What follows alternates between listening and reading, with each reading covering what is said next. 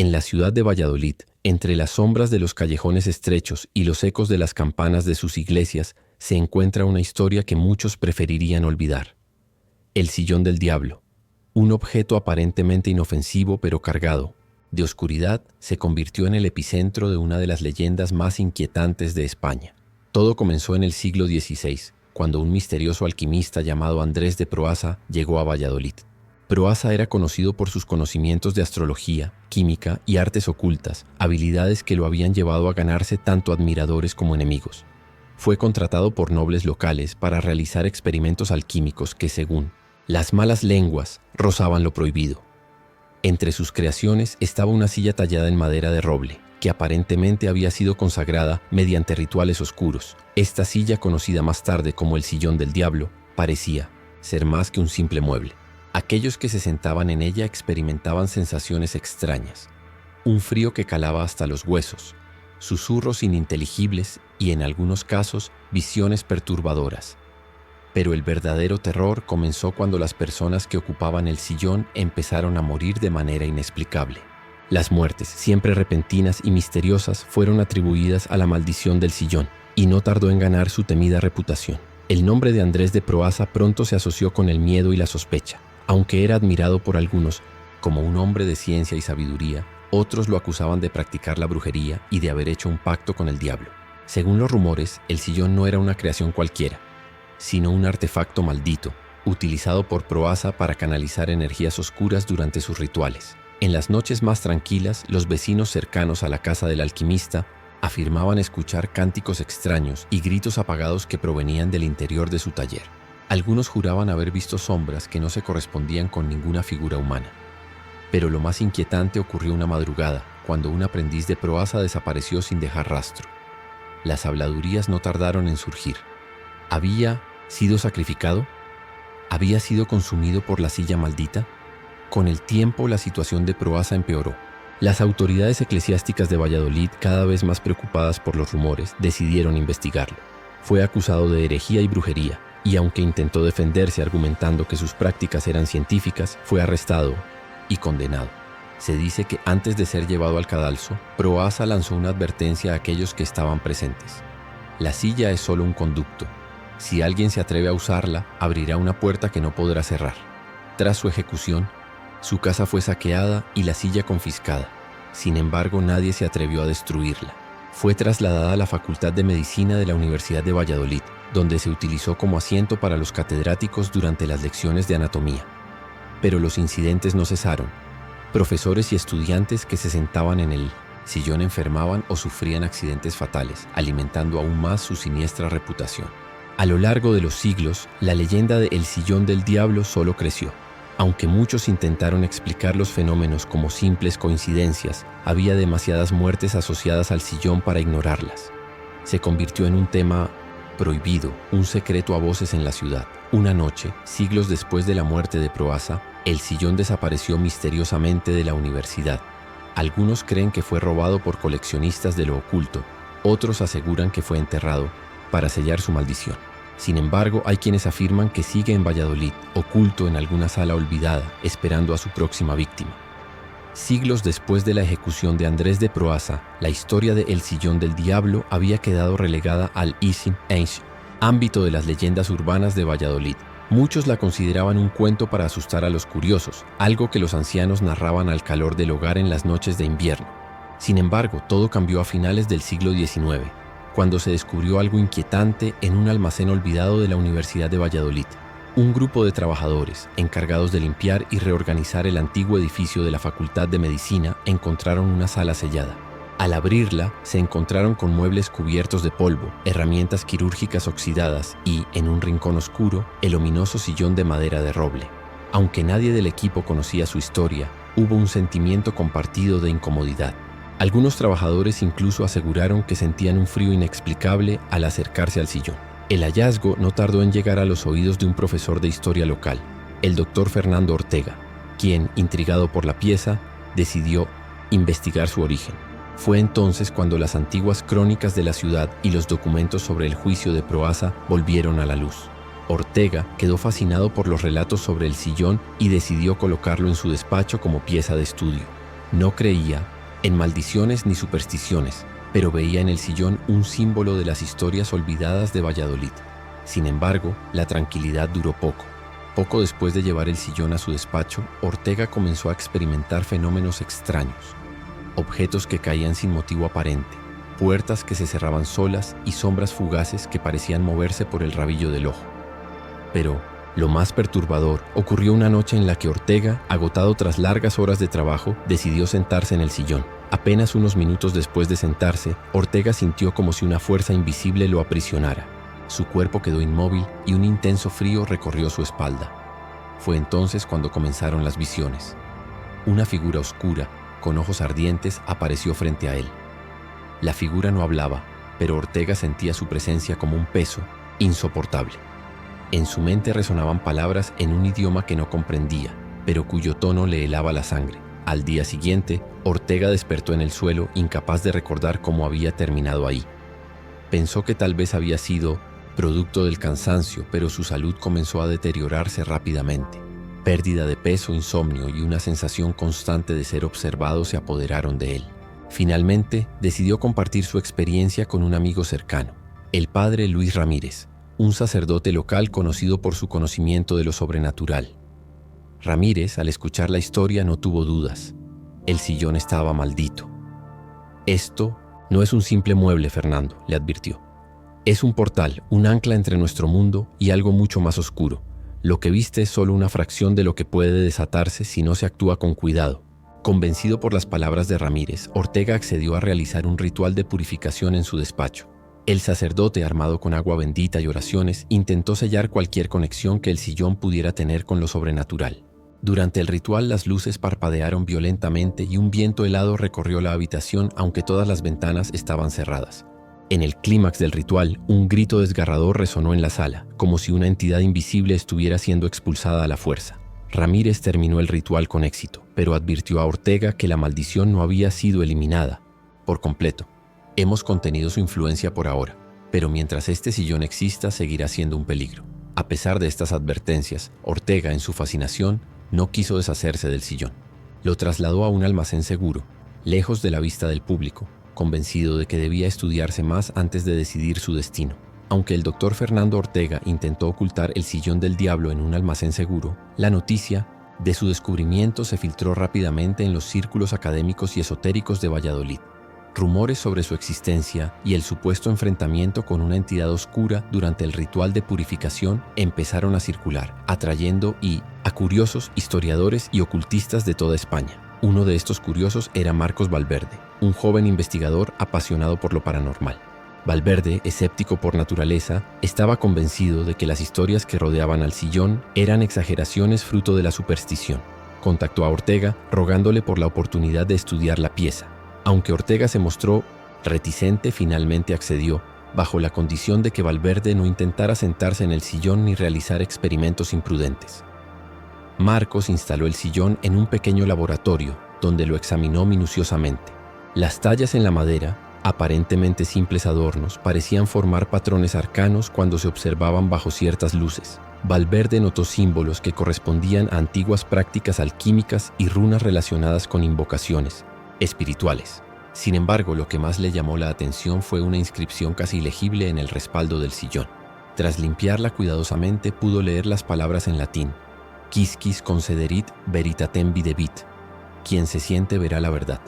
Intrigado por la inscripción, Valverde comenzó a obsesionarse con el significado detrás de ver. La verdad. ¿Podría el sillón ser una puerta hacia un conocimiento prohibido? Su curiosidad crecía cada día, y las advertencias de Ortega comenzaban a desvanecerse en su mente como ecos distantes. Finalmente, una noche, incapaz de resistir más, decidió sentarse. Al principio nada ocurrió. Valverde se burló de sí mismo por haber creído en la leyenda, pero justo cuando se levantaba, sintió un peso enorme que lo empujó de nuevo hacia el asiento. Su visión se nubló, y una oscuridad abrumadora lo envolvió.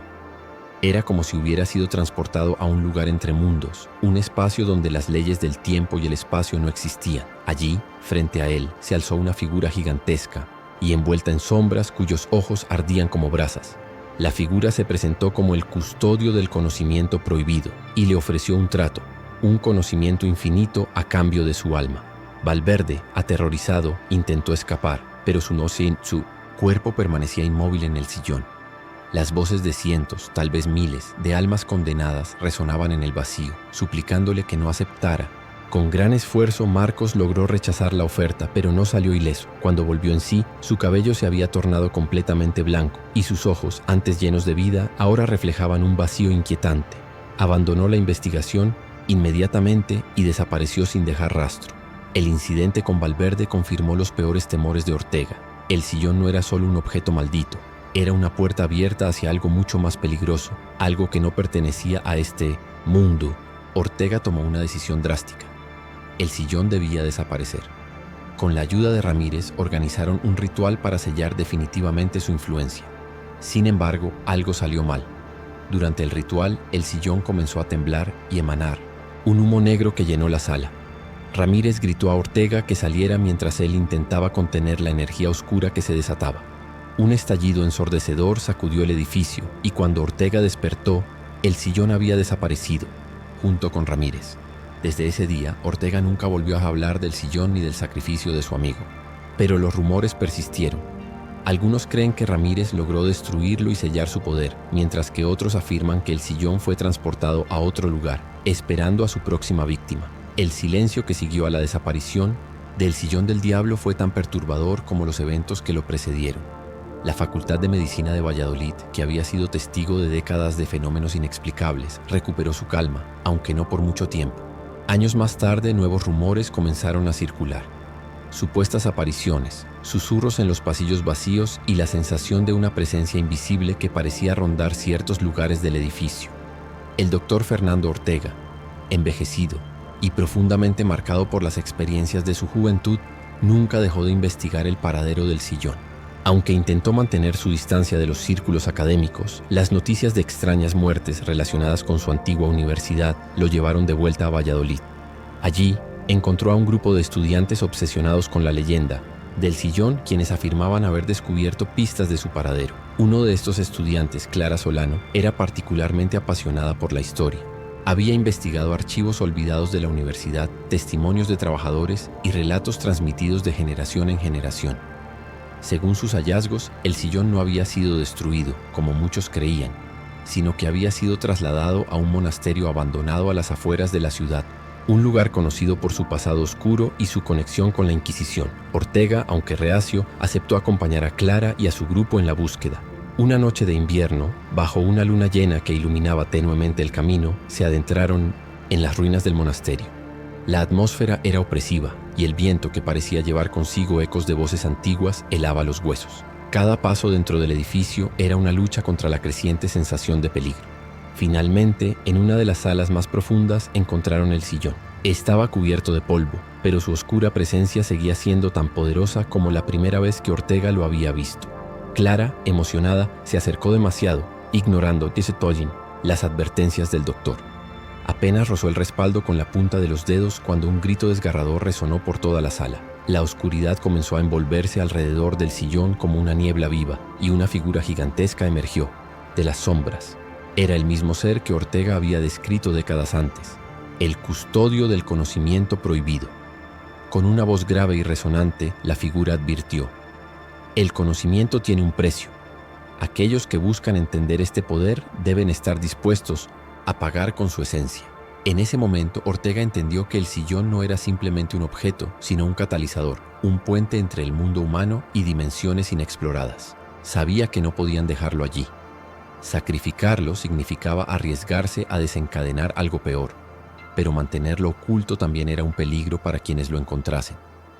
Consciente de que debía terminar lo que había comenzado años atrás, Ortega, armado con sus conocimientos y la experiencia del padre Ramírez, inició un ritual para sellar definitivamente el poder del sillón.